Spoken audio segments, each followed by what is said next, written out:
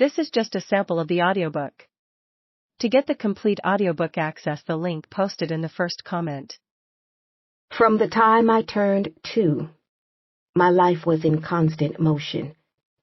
That's how old I was when my mother loaded me, my sister, and my brothers onto a Greyhound bus in Kansas City, and we left my father.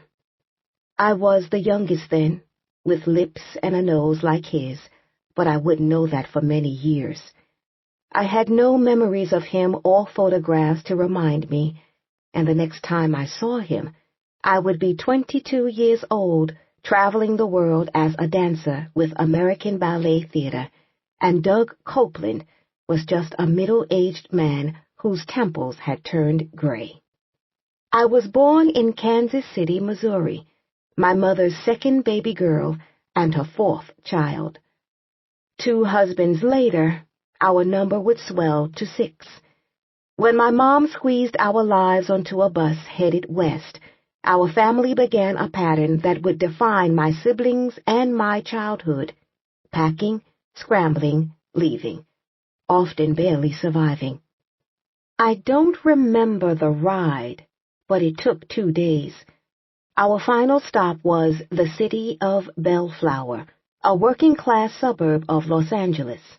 We started anew there, and for a time that would turn out to be too brief.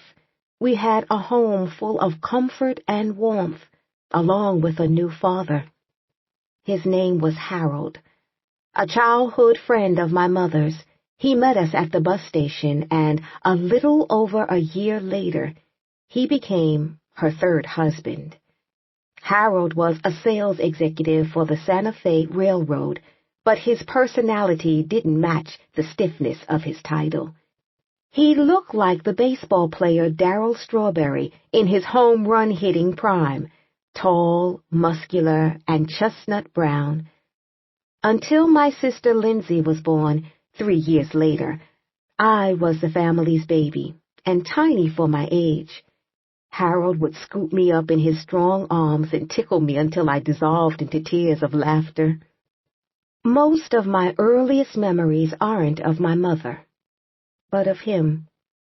We kids were practically spilling out the front door and windows of our small apartment, but if our home sometimes resembled a 3-ring circus, Harold was more the ringmaster than a parental figure committed to reining us in.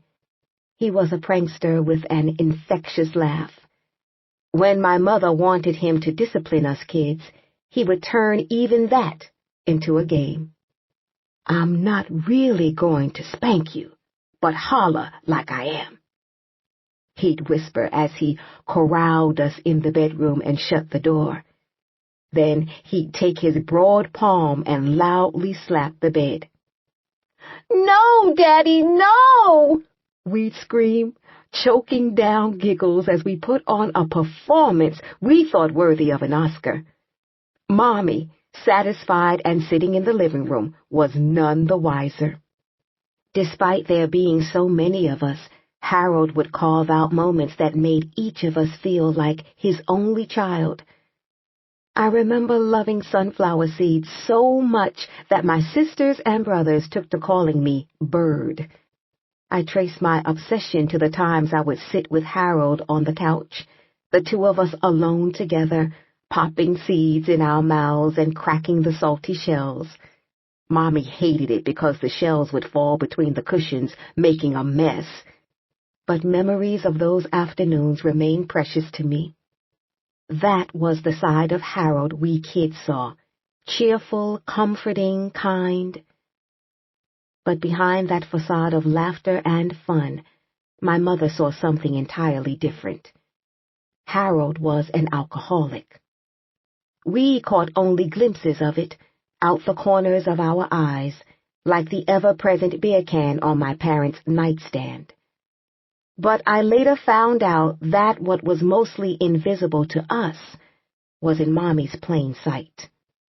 When I was 8 or 9, and we had a new home and a new daddy, Mommy would tell us stories of Harold not being in his right mind because of liquor, and how it sometimes frightened her. When I was in middle school, Lindsay, his biological daughter, would often